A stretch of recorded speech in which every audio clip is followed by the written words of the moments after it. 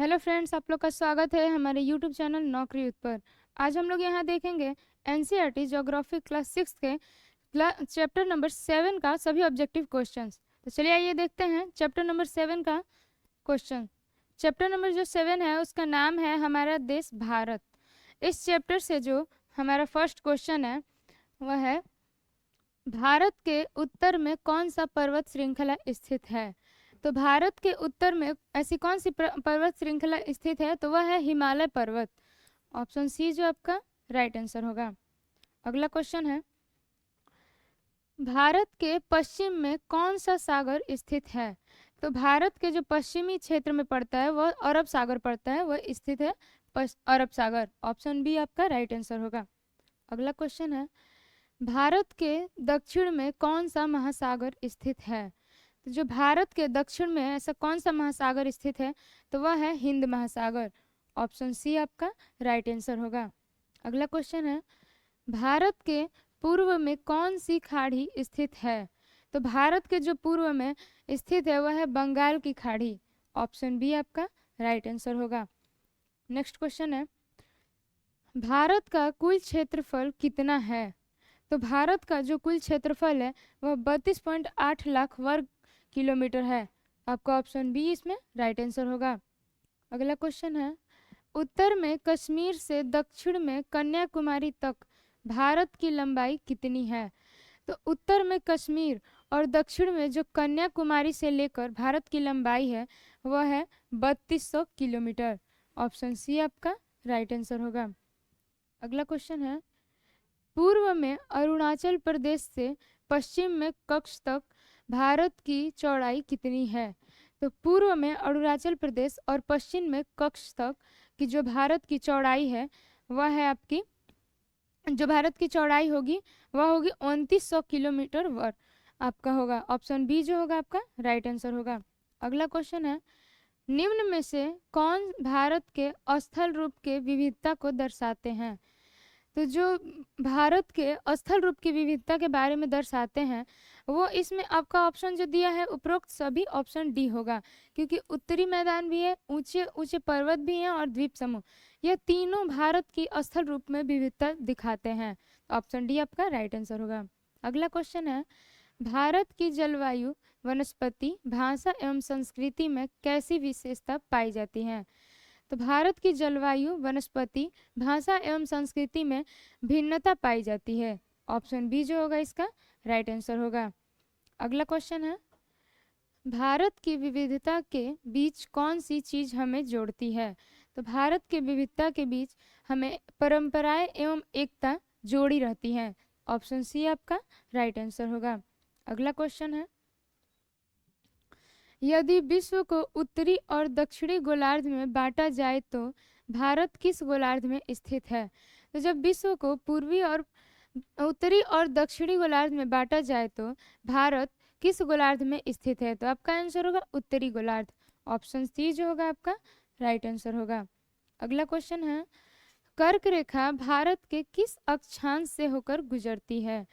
जो कर्क रेखा है वह भारत के 23 डिग्री 30 मिनट उत्तर अक्षांश से होकर गुजरती है।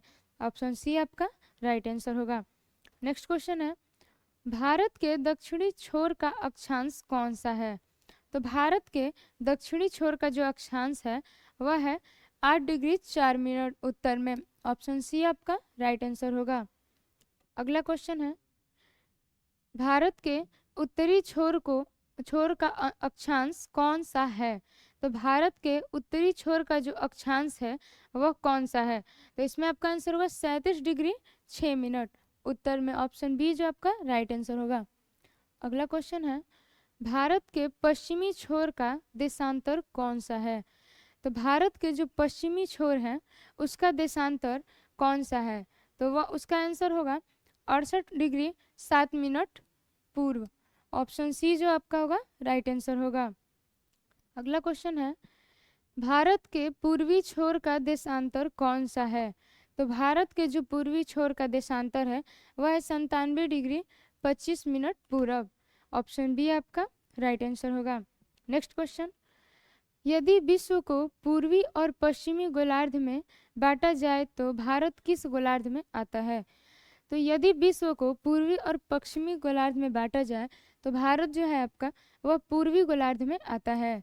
ऑप्शन सी आपका राइट आंसर होगा।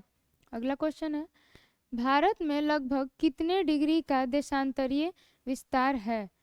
तो भारत में लगभग कितने डिग्री का देशांतरीय विस्तार है? तो वह है आपका 29 डिग्री का। ऑप्शन बी इसका राइट आंसर होगा। अगला क्वेश्चन, प्रत्येक 1 डिग्री देशांतर के लिए स्थानीय समय में कितने मिनट का अंतर होता है? तो प्रत्येक 1 डिग्री स्थानीय समय में जो मिनट का अंतर है वह है 4 मिनट का। ऑप्शन बी आपका राइट आंसर होगा। अगला क्वेश्चन है, पश्चिम में गुजरात की अपेक्षा पूर्व के अरुणाचल प्रदेश में सूर्योदय लगभग कितने घंटे पहले होता है? तो जो पश्चिम में गुजरात है उसकी अपेक्षा पूर्व के अरुणाचल प्रदेश में सूर्योदय कितने घंटे पहले निकलता है? तो आपका जो इसका आंसर होगा कि सूर्योदय कितने घंटे पहले होता है, तो वह होगा आपका 2 घंटे पहले। ऑप्शन बी आपका राइट आंसर होगा। अगला क्वेश्चन है, भारत का मानक समय किस देशांतर पर आधारित है? तो भारत का जो मानक समय है वह किस देशांतर पर आधारित है? तो 82 डिग्री 30 मिनट पूर्व। ऑप्शन सी आपका राइट आंसर होगा। अगला क्वेश्चन है, 82 डिग्री 30 मिनट पूर्व देशांतर को क्या कहा जाता है? तो इस देशांतर को जो 82 डिग्री 30 मिनट पूर्व होता है, इस देशांतर को भारत का मानक याम्योत्तर कहा जाता है। ऑप्शन बी आपका राइट आंसर होगा। अगला क्वेश्चन है, किन देशों में पूर्व से पश्चिम तक के अधिक विस्तार के कारण कई मानक समय होते हैं? तो किन देशों में पूर्व से पश्चिम तक के अधिक विस्तार के कारण मानक समय मतलब 1 से अधिक होते हैं? तो उसका आंसर होगा संयुक्त राज्य अमेरिका, कनाडा और रूस। ऑप्शन बी जो होगा आपका राइट आंसर होगा। अगला क्वेश्चन है, संयुक्त राज्य अमेरिका में कितने मानक समय हैं? तो जो संयुक्त राज्य अमेरिका है वहाँ पर कितने मानक समय हैं? तो इसका आपका ऑप्शन होगा ऑप्शन बी जो होगा आपका राइट आंसर होगा। अगला क्वेश्चन है, कनाडा में कितने मानक समय हैं? तो कनाडा जो देश है वहाँ पर कितने मानक समय हैं? तो इसका आंसर होगा 6। ऑप्शन सी आपका राइट आंसर होगा। अगला क्वेश्चन है, रूस में मानक समय की संख्या कितनी है? तो रूस में जो मानक समय की संख्या है वह 11 होती है। ऑप्शन डी आपका राइट आंसर होगा। अगला क्वेश्चन है, भारत की स्थलीय सीमाएं कितने देशों से जुड़ी है? जो भारत की स्थलीय सीमाएं हैं वह कितने देशों से जुड़ी हैं? तो वह 7 देशों से जुड़ी हैं। ऑप्शन सी आपका राइट आंसर होगा। अगला क्वेश्चन है, भारत के दक्षिण में समुद्र में स्थित 2 द्वीप कौन से हैं? तो जो भारत के दक्षिण में समुद्र में जो स्थित द्वीप हैं वह 2 द्वीप श्रीलंका और मालदीव हैं। ऑप्शन सी आपका राइट आंसर होगा। यह भारत के दक्षिण में समुद्र में स्थित है। अगला क्वेश्चन है, कौन सी जल संधि भारत को श्रीलंका से अलग करती है? तो भारत को श्रीलंका से अलग करने वाली जल संधि का नाम क्या है? तो वह है पाक जल संधि। ऑप्शन बी होगा आपका इसका आंसर। अगला क्वेश्चन है, निम्न में से कौन से पड़ोसी देश समुद्र से नहीं जुड़े हैं? तो ऐसे कौन से मतलब पड़ोसी देश हैं जो कि समुद्र से जुड़े नहीं हैं? तो वह है भूटान और नेपाल। ऑप्शन सी जो इसका राइट आंसर होगा। अगला क्वेश्चन है, भारत में प्रशासनिक क्रियाकलापों के लिए कुल कितने राज्यों में विभाजन किया गया है? तो भारत में जो प्रशासनिक क्रियाकलाप हैं उनके कुल कितने राज्यों में विभाजन किया गया है? तो आपका इसका आंसर होगा 28 राज्य। ऑप्शन बी होगा इसका राइट आंसर। अगला क्वेश्चन है, भारत में कुल कितने केंद्र शासित प्रदेश हैं? तो भारत के कुल केंद्र शासित प्रदेशों की जो संख्या है वह 8 है। ऑप्शन बी आपका राइट आंसर होगा। अगला क्वेश्चन, भारत की राजधानी कौन सी है? तो भारत की राजधानी नई दिल्ली को कहा जाता है। ऑप्शन बी आपका राइट आंसर होगा। अगला क्वेश्चन है, भारत में राज्यों का निर्माण मुख्यतः किस आधार पर हुआ है? तो भारत में राज्यों का जो निर्माण हुआ है वह भाषाओं के आधार पर हुआ है। ऑप्शन सी आपका राइट आंसर होगा। अगला क्वेश्चन है, क्षेत्रफल की दृष्टि से भारत का सबसे बड़ा राज्य कौन सा है? तो क्षेत्रफल की दृष्टि से जो भारत का सबसे बड़ा राज्य है वह राजस्थान है। ऑप्शन सी आपका राइट आंसर होगा। अगला क्वेश्चन है, क्षेत्रफल की दृष्टि से भारत का सबसे छोटा राज्य कौन है?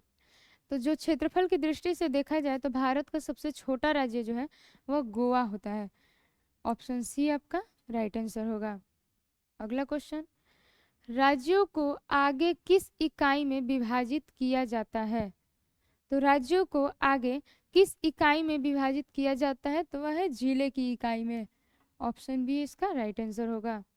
अगला क्वेश्चन, भारत में पाई जाने वाली भौतिक आकृतियों में कौन कौन शामिल हैं?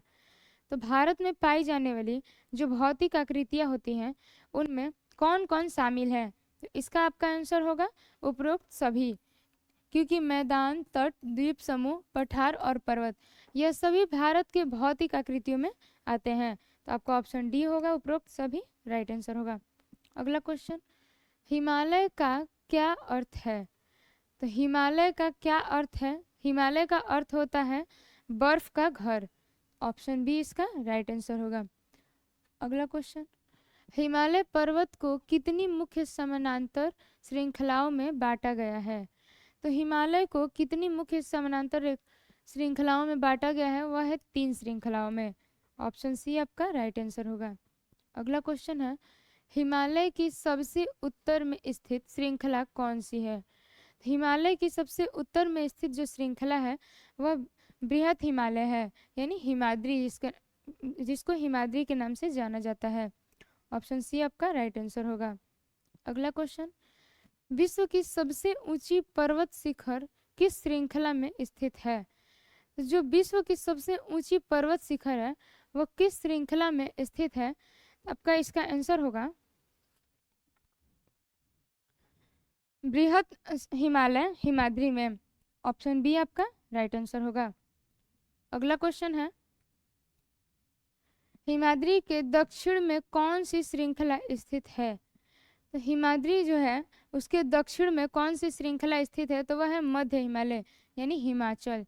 हिमाचल के नाम से मध्य हिमालय को भी जाना जाता है। ऑप्शन बी आपका राइट आंसर है। अगला क्वेश्चन है, बहुत से लोकप्रिय पहाड़ी स्थान किस हिमालय श्रृंखला में स्थित हैं? तो बहुत से जो लोकप्रिय पहाड़ी स्थान है वह हिमालय की किस श्रृंखला में स्थित है? इसका आंसर होगा मध्य हिमालय, यानी हिमाचल की श्रृंखला में स्थित है। ऑप्शन बी आपका राइट आंसर होगा। अगला क्वेश्चन है, हिमालय की सबसे दक्षिणी श्रृंखला कौन सी है? हिमालय की जो सबसे दक्षिणी श्रृंखला है वह कौन सी है? तो उसको शिवालिक के नाम से जाना जाता है। ऑप्शन सी आपका राइट आंसर होगा।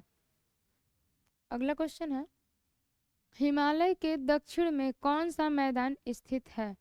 तो हिमालय के दक्षिण में उत्तरी मैदान जो है वही स्थित है। ऑप्शन बी आपका राइट आंसर होगा। अगला क्वेश्चन है, उत्तरी मैदान किसके द्वारा बनाए गए जलोढ़ निक्षेपों से बने हैं? तो उत्तरी मैदान जो है वह किसके द्वारा बनाए गए जलोढ़ निक्षेपों से हैं? तो वह है सिंधु, गंगा, ब्रह्मपुत्र और उनकी सहायक नदियों के द्वारा लाए गए निक्षेपों से बनी है। ऑप्शन सी आपका राइट आंसर होगा। नेक्स्ट क्वेश्चन, उत्तरी मैदान कृषि के लिए क्यों उपजाऊ है? उत्तरी मैदान कृषि के लिए क्यों उपजाऊ है? तो क्योंकि नदियों के जलोढ़ के निक्षेपों के कारण। ऑप्शन बी आपका राइट आंसर होगा। अगला क्वेश्चन, उत्तरी मैदानों में जनसंख्या अधिक होने का कारण क्या है? तो उत्तरी मैदानों में जो जनसंख्या अधिक होने का कारण है वह है उपजाऊ भूमि और कृषि की सुविधा। यह 2 ऐसे कारण हैं जो उत्तरी मैदान में जनसंख्या अधिक होने के हैं। ऑप्शन बी आपका राइट आंसर होगा। अगला क्वेश्चन है, भारत के पश्चिमी भाग में कौन सा मरुस्थल स्थित है? तो भारत के जो पश्चिमी भाग में मरुस्थल है वह है भारतीय महामरुस्थल। आपका आंसर ऑप्शन बी होगा। अगला क्वेश्चन, भारतीय महामरुस्थल की विशेषता क्या है? तो भारतीय महामरुस्थल की जो विशेषता है वह है शुष्क, गर्म और रेतीला स्थल। ऑप्शन बी इसका राइट आंसर होगा। अगला क्वेश्चन है, भारतीय महामरुस्थल में किसकी मात्रा बहुत कम है? तो भारतीय महामरुस्थल जो है वहाँ पर वनस्पतियों की मात्रा जो होती है वह बहुत ही कम होती है। ऑप्शन सी जो होगा आपका राइट आंसर होगा। अगला क्वेश्चन, उत्तरी मैदानों के दक्षिण में कौन सा क्षेत्र स्थित है? तो उत्तरी मैदानों के दक्षिण में कौन सा क्षेत्र स्थित है? तो वह है प्रायद्वीपीय पठार। ऑप्शन बी आपका राइट आंसर होगा। प्रायद्वीपीय पठार जो है उत्तरी मैदानों के दक्षिण में स्थित है। अगला क्वेश्चन है, प्रायद्वीपीय पठार की आकृति कैसी है? तो प्रायद्वीपीय पठार जो होते हैं उसकी आकृति त्रिभुजाकार होती है। ऑप्शन सी आपका राइट आंसर होगा। अगला क्वेश्चन, प्रायद्वीपीय पठार का स्थल कैसा है? तो प्रायद्वीपीय पठार का जो स्थल होता है वह ऊंचा नीचा होता है। ऑप्शन बी आपका राइट आंसर होगा। अगला क्वेश्चन, विश्व की सबसे पुरानी पर्वत श्रृंखला कौन सी है? तो जो विश्व की सबसे पुरानी पर्वत श्रृंखला है वह है अरावली की श्रृंखला। ऑप्शन सी आपका राइट आंसर होगा। अगला क्वेश्चन, नर्मदा और तापी नदियाँ किस दिशा में बहती हैं? तो जो नर्मदा नदी है और तापी नदी यह दोनों किस दिशा में बहती है? तो इसका आपका आंसर होगा पश्चिम की ओर। ऑप्शन सी आपका राइट आंसर होगा। अगला क्वेश्चन है, नर्मदा और तापी नदियाँ किस सागर में गिरती हैं? तो नर्मदा और तापी जो नदियाँ हैं वह आपका जाकर अरब सागर में गिरती हैं। ऑप्शन सी आपका राइट आंसर होगा। अगला क्वेश्चन है, विंध्य और सतपुड़ा किस क्षेत्र की महत्वपूर्ण श्रृंखलाएं हैं? विंध्य और सतपुड़ा जो है वह किस क्षेत्र की महत्वपूर्ण श्रृंखलाएं हैं? तो वह है प्रायद्वीपीय पठार की। ऑप्शन बी आपका राइट आंसर होगा। अगला क्वेश्चन है, प्रायद्वीपीय पठार के पश्चिम में कौन से घाट स्थित हैं? तो प्रायद्वीपीय पठार के जो पश्चिम में घाट हैं वह है पश्चिमी घाट, जिसे सह्याद्री कहा जाता है। ऑप्शन बी आपका राइट आंसर होगा। अगला क्वेश्चन, प्रायद्वीपीय पठार के पूर्व में कौन से घाट स्थित हैं? तो प्रायद्वीपीय पठार के जो पूर्व में घाट स्थित है उसे पूर्वी घाट कहा जाता है। ऑप्शन सी आपका राइट आंसर होगा। अगला क्वेश्चन है, पश्चिमी घाट का विस्तार कैसा है? जो पश्चिमी घाट है उसका विस्तार कैसा है? तो उसका विस्तार एक समान रूप में है। ऑप्शन बी आपका राइट आंसर होगा। अगला क्वेश्चन है, पूर्वी घाट की विशेषता क्या है? पूर्वी घाट की जो विशेषता है वह क्या है? तो पूर्वी घाट की विशेषता है टूटा हुआ और असमान विस्तार पूर्वी घाट का विशेषता होता है। ऑप्शन बी आपका राइट आंसर होगा। नेक्स्ट क्वेश्चन, प्रायद्वीपीय पठार में किसकी प्रचुरता पाई जाती है? तो प्रायद्वीपीय जो पठार होते हैं वहाँ पर खनिज जैसे कोयला, लौह अयस्क इन सभी की प्रचुरता पाई जाती है। तो ऑप्शन सी आपका राइट आंसर होगा। अगला क्वेश्चन, पश्चिमी घाट के पश्चिम में कौन सा क्षेत्र स्थित है? जो पश्चिमी घाट है वह पश्चिमी घाट के पश्चिम में कौन सा क्षेत्र स्थित है? तो पश्चिमी तटीय मैदान। ऑप्शन बी आपका राइट आंसर होगा। अगला क्वेश्चन है, पूर्वी घाट के पूर्व में कौन सा क्षेत्र स्थित है? तो पूर्वी घाट के जो पूर्व में क्षेत्र होगा वह है पूर्वी तटीय मैदान। ऑप्शन बी आपका राइट आंसर होगा। अगला क्वेश्चन, पश्चिमी तटीय मैदान की चौड़ाई कैसी है? जो पश्चिमी तटीय मैदान है उसकी चौड़ाई कैसी है? उसकी चौड़ाई जो है वह कैसी है? तो वह संकरे रूप की है। ऑप्शन बी आपका राइट आंसर होगा। अगला क्वेश्चन, पूर्वी तटीय मैदान की चौड़ाई कैसी है? जो पूर्वी तटीय मैदान है उसकी चौड़ाई कैसी है? तो अपेक्षाकृत चौड़ी है, यानी जो पश्चिमी तटीय मैदान की चौड़ाई है उससे अपेक्षाकृत चौड़ी है। ऑप्शन ए आपका राइट आंसर होगा। अगला क्वेश्चन, पूर्वी तटीय मैदान में बहने वाली नदियाँ किस दिशा में बहती हैं? पूर्वी तटीय मैदान में जो बहने वाली नदियाँ होती हैं वह किस दिशा में बहती हैं? तो वह है पूर्व की दिशा। ऑप्शन सी आपका राइट आंसर होगा। नेक्स्ट क्वेश्चन है, महानदी गोदावरी कृष्णा तथा कावेरी नदियाँ कहाँ गिरती हैं? तो महानदी गोदावरी कृष्णा तथा जो कावेरी नदी है वह बंगाल की खाड़ी में जाकर गिरती है। ऑप्शन ए आपका राइट आंसर होगा। अगला क्वेश्चन है, महानदी गोदावरी कृष्णा और कावेरी नदियाँ अपने मुहाने पर क्या बनाती हैं? तो वह नदियाँ अपने मुहाने पर उपजाऊ डेल्टा का निर्माण करती हैं। ऑप्शन बी आपका राइट आंसर होगा। अगला क्वेश्चन, गंगा और ब्रह्मपुत्र नदियों के मुहाने पर कौन सा डेल्टा स्थित है? तो गंगा और ब्रह्मपुत्र नदियाँ जो हैं उनके मुहाने पर सुंदरवन डेल्टा स्थित है। ऑप्शन सी इसका राइट आंसर होगा। अगला क्वेश्चन है, जलोढ़ निक्षेप किसके द्वारा लाए जाते हैं? जलोढ़ निक्षेप होते हैं जो, वह किसके द्वारा लाए जाते हैं? तो वह नदियों के द्वारा लाए जाते हैं। ऑप्शन बी इसका राइट आंसर होगा। अगला क्वेश्चन है, जलोढ़ निक्षेप किस प्रकार की मिट्टी होती है? तो जो जलोढ़ निक्षेप होते हैं वह बहुत ही महीन मिट्टी होती है। ऑप्शन सी जो आपका राइट आंसर होगा। अगला क्वेश्चन है,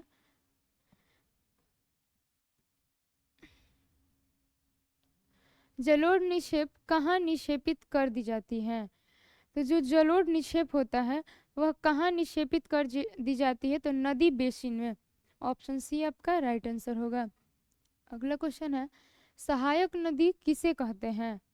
तो सहायक नदी किसे कहा जाता है? तो मुख्य नदी में आकर मिलने वाली नदी को सहायक नदी कहा जाता है। ऑप्शन बी इसका राइट आंसर होगा। अगला क्वेश्चन है, सहायक नदी अपना जल कहाँ विसर्जित करती है? जो सहायक नदियाँ होती हैं वह अपना जल कहाँ विसर्जित करती हैं? तो मुख्य नदी में। ऑप्शन सी आपका राइट आंसर होगा, मुख्य नदी। नेक्स्ट क्वेश्चन, गंगा और ब्रह्मपुत्र नदियाँ मिलकर कौन सा डेल्टा बनाती हैं? तो गंगा और ब्रह्मपुत्र नदियाँ जो हैं वह मिलकर सुंदरवन डेल्टा बनाती हैं। ऑप्शन सी आपका राइट आंसर होगा। अगला क्वेश्चन है, सुंदरवन डेल्टा किस प्रकार की आकृति का है? जो सुंदरवन डेल्टा है वह किस प्रकार की आकृति का है? तो उसका आकार त्रिभुजाकार है। ऑप्शन सी इसका राइट आंसर होगा। नेक्स्ट क्वेश्चन है, डेल्टा स्थल किस स्थान पर बनता है? तो जो डेल्टा स्थल होता है वह नदियों के मुहाने पर बनता है। ऑप्शन बी इसका राइट आंसर होगा। अगला क्वेश्चन है, नदी का मुहाना किसे कहते हैं? तो नदी का मुहाना किसे कहा जाता है? इसका आंसर होगा कि जहाँ नदी समुद्र में प्रवेश करती है उसे नदी का मुहाना कहा जाता है। ऑप्शन सी आपका राइट आंसर होगा। अगला क्वेश्चन है, बहुत सी लड़कियों के नाम किसके नाम पर रखे जाते हैं? तो बहुत सी लड़कियों का जो नाम होता है वह नदियों के नाम पर रखा जाता है। तो ऑप्शन बी इसका राइट आंसर होगा। अगला क्वेश्चन है, निम्न में से कौन सा नाम नदी का है? तो इन सभी में जो नदी का नाम है वह है शबनम। ऑप्शन ए आपका राइट आंसर होगा। अगला क्वेश्चन है, मंदाकिनी और कावेरी किसके नाम हैं? तो मंदाकिनी और कावेरी जो है वह नदियों के नाम होते हैं। ऑप्शन बी इसका राइट आंसर होगा, नदी के नाम है। अगला क्वेश्चन है, जल से संबंधित नाम का एक उदाहरण कौन सा है? तो जो जल से संबंधित नाम है उसका एक उदाहरण है वह है शबनम। ऑप्शन बी आपका राइट आंसर होगा। अगला क्वेश्चन, प्रवाल किसके कंकाल होते हैं? तो प्रवाल जो होते हैं वह छोटे समुद्री जंतुओं के कंकाल होते हैं। ऑप्शन बी आपका राइट आंसर होगा। अगला क्वेश्चन है, प्रवाल के छोटे समुद्री जंतुओं को क्या कहा जाता है? तो प्रवाल जो होता है उसके छोटे समुद्री जंतुओं को हम पॉलिप के नाम से जानते हैं। ऑप्शन बी आपका राइट आंसर होगा। अगला क्वेश्चन है, जब जीवित पॉलिप मरते हैं तो क्या बच जाता है? तो जब जीवित पॉलिप मरते हैं तो सिर्फ उनका कंकाल बच जाता है। ऑप्शन सी इसका राइट आंसर होगा। नेक्स्ट क्वेश्चन है, प्रवाल द्वीप कैसे बनते हैं? तो प्रवाल द्वीप जो होते हैं वह पॉलिप के ठोस कंकालों पर नए पॉलिप की वृद्धि से बनते हैं। ऑप्शन बी इसका राइट आंसर होगा। अगला क्वेश्चन है, प्रवाल की वृद्धि के कारण क्या होता है? तो जो प्रवाल की वृद्धि के कारण क्या होता है तो इसके कारण कंकाल ऊंचे होते जाते हैं और द्वीप बनते जाते हैं। ऑप्शन बी इसका राइट आंसर होगा। अगला क्वेश्चन है, भारत में कुल कितने द्वीप समूह हैं? तो हमारे भारत में कुल कितने द्वीप समूह हैं? तो इसका आपका आंसर होगा 2। ऑप्शन बी इसका राइट आंसर होगा। अगला क्वेश्चन है, लक्षद्वीप समूह कहाँ स्थित है? जो लक्षद्वीप समूह है वह कहाँ स्थित है? तो वह अरब सागर में स्थित है। ऑप्शन बी इसका राइट आंसर होगा। अगला क्वेश्चन है, लक्षद्वीप समूह द्वीप समूह किस प्रकार के द्वीप हैं? तो जो लक्षद्वीप द्वीप समूह है वह प्रवाल द्वीप हैं। ऑप्शन बी जो होगा इसका राइट आंसर होगा। अगला क्वेश्चन है, लक्षद्वीप द्वीप समूह किस राज्य के तट के निकट है? तो लक्षद्वीप द्वीप समूह जो है वह किस राज्य के तट के निकट है? तो वह है केरल। ऑप्शन सी आपका राइट आंसर होगा। अगला क्वेश्चन है, अंडमान और निकोबार द्वीप कहाँ स्थित है? जो अंडमान एवं निकोबार द्वीप है वह कहाँ स्थित है? तो वह बंगाल की खाड़ी में स्थित है। ऑप्शन बी आपका राइट आंसर होगा, बंगाल की खाड़ी। अगला क्वेश्चन है, अंडमान और निकोबार द्वीप समूह भारत के किस दिशा में स्थित हैं? तो अंडमान एवं निकोबार द्वीप समूह जो है वह भारत के दक्षिण पूर्व दिशा में स्थित है। ऑप्शन डी इसका राइट आंसर होगा। अगला क्वेश्चन है, वर्ष 2004 में कौन सा द्वीप समूह सुनामी से प्रभावित हुआ था? तो वर्ष 2004 में कौन सा द्वीप समूह सुनामी से प्रभावित हुआ था? तो वह है अंडमान एवं निकोबार द्वीप समूह। ऑप्शन बी आपका राइट आंसर है। अगला क्वेश्चन है, सुनामी किसके कारण उत्पन्न होती है? तो जो सुनामी होती है वह समुद्र तल पर भूकंप के कारण उत्पन्न हो जाती है। ऑप्शन सी आपका राइट आंसर होगा।